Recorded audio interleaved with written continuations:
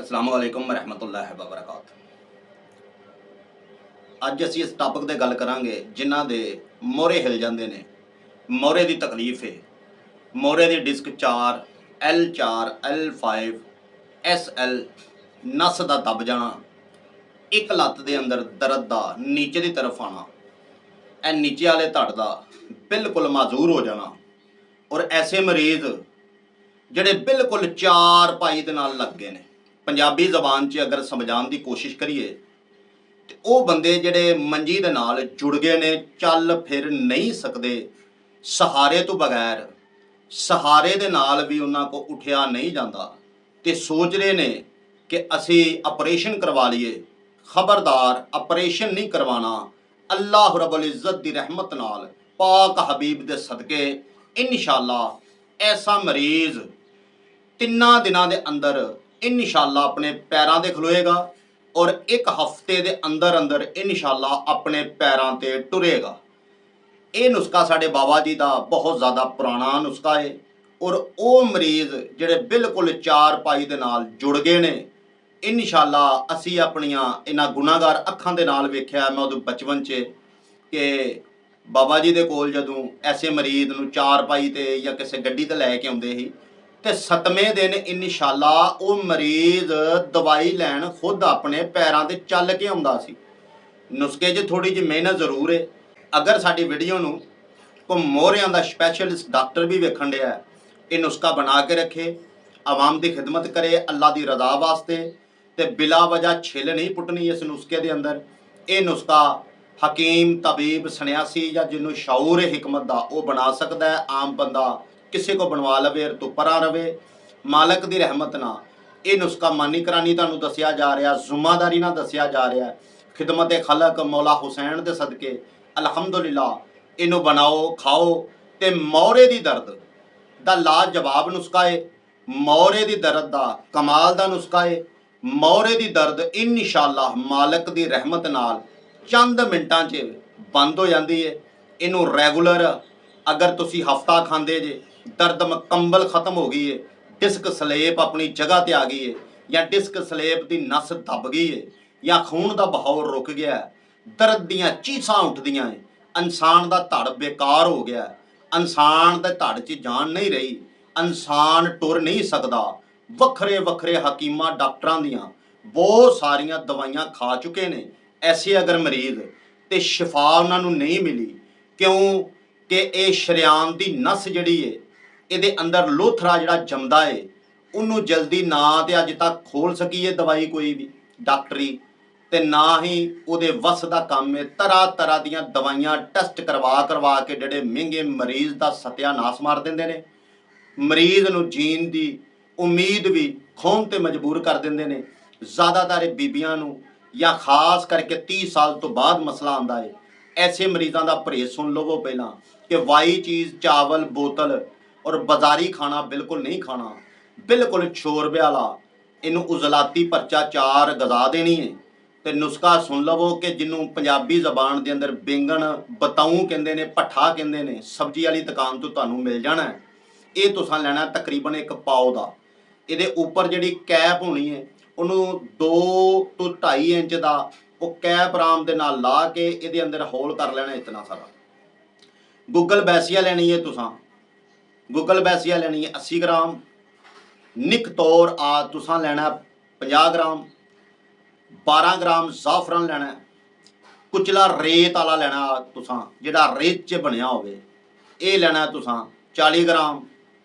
संग वदा तुसां लेना है, ये लेना तुहां 25 ग्राम। ये तमाम चीज़ों का टैल कम पाउडर कर लवो वखरा वखरा। वो होल दे अंदर अगर ये समान समा जाता है, अगर नहीं समांदा थोड़ा जिहा होर वड्डा कर लवो। ओह जी डुंडली जी लाई होनी है कैप, जिन्होंने कहते हैं तुसां उतारी है। उर्दू च अगर समझाने की कोशिश करा कि बेंगन की अगर कैप आपने उतार लिया तो वही कैप उस होल पर रखें और आटे की मदद से पूरे बेंगन की कैप को बंद करें। पूरे बेंगन को आटा लेकर इतना सारा पेड़े में उसे बंद कर दें सारा। पंजाबी जबान च हुण दसना कि आटे के अंदर उन्होंने लवेट देना, पेड़े के अंदर रख के इस बेंगन नूं बंद करके गोल जिहा बिनू बना लेना।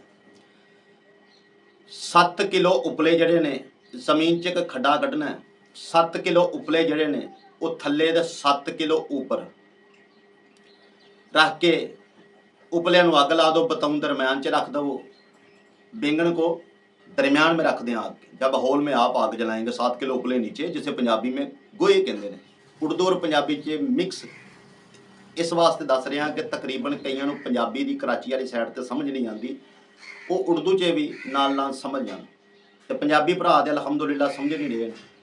अग जो बिल्कुल राख हो जाए, ठंडी हो जाए, बताऊँ कढ़ लवो बाहर, ਇਹਦੇ अंदर ਤੁਹਾਨੂੰ एक पाउडर मिलेगा, तमाम चीज़ों ਨੂੰ खरल कर लवो और इनू शहद की मदद नाल, गुड़ नहीं लाना क्योंकि गुड़ की गोली जी है तरास हो जाती है, शहद की मदद नाल या मनक्के की मदद नाल इसकी गोली बना लवो। गोली किड्डी बनानी है, छोटे देसी चने तो थोड़ी जी बड़ी, एक गोली नीम गर्म दुध नाल सुबह, एक दोपहर ते एक शाम नू पहले दिन। पेचस अगर दो आन, एक पहला पेचस सख्त आएगा, दूसरा नरम आएगा, तीसरा पेचस नहीं आएगा, टेंशन नहीं लैनी। ये ध्यान रखना है कि पेचस के अंदर जाला निकल रहा, नस की चर्बी जी लोथर बनी हुई निकल रही है। फिर सुबह शाम तो हाँ एक एक गोली कर लेनी। इंशाअल्लाह 3 दिनों के अंदर मरीज पैरों से खलोवेगा अल्लाह की रहमत के नाल। नेक दुआवां च याद रखिया जी, ये ज़्यादा तो ज़्यादा अगर इस्तेमाल करवानी पवे तो इंशाअल्लाह मैं बहुत सारे मरीजों को इस्तेमाल करवाई है जोड़े बिल्कुल मंजी ते जिंदा लाश बन गए सन। 7 दिन दी, 8वें दिन इंशाअल्लाह आप आ गया तुर के दवाई लैन मेरे को। दवाई पार्सल के जरिए मंगवा सकते जी, बीपी पार्सल बिल्कुल फ्री है, डाक का खर्चा बिल्कुल फ्री है, दवा फ्री नहीं, थोड़ी जी महंगी जरूर है। आप बनाओ, आप खाओ, नेक दुआवां च याद रखिया जी। शर्त यह वे दवाई बनाने तो पहला 21 बार दरूद इब्राहिमी अलहमदुलिल्लाह लाजमी पढ़ना है। दवाई खिलाने तो पहला भी हर खुराक ने 21 बार दरूद आले मुहम्मद अलहमदुलिल्लाह लाजमी पढ़ना है। रुपये 10-20 मस्जिद के अंदर लाजमी पाने ने। और ये नुस्खा उन्होंने गरीबों तक भी पहुँचाओ जोड़े बिल्कुल रीढ़ की हड्डी तो रह गए हैं। ये फायदे हुण सुन लवो कि लंगड़ी दर्द जिन्होंने कहते ना, लंगड़ी दर्द, एक लत्त की दर्द जी होंगी है, इरते लोया तोड़ काम कर दी जे, 1 घंटे च दर्द बंद कर दी जे। और मोहरे की डिस्क स्लेब तो लैके L4 L5 तक ये नायाब इहदा मेन फायदा जे।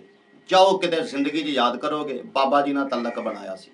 चैनल नूं सबसक्राइब लाजमी कर दवो अगर नहीं किया। अगर तुहाडा दिल मंदा है भाई, जबरदस्ती नहीं, अगर तुहाडा दिल मंदा है तो तुसीं चैनल नूं सबसक्राइब कर दवो तो वीडियो नूं भाई शेयर कर दवो फेसबुक ते, तुहाडा एहसान होएगा मेरे सिर ते बहुत बड़ा।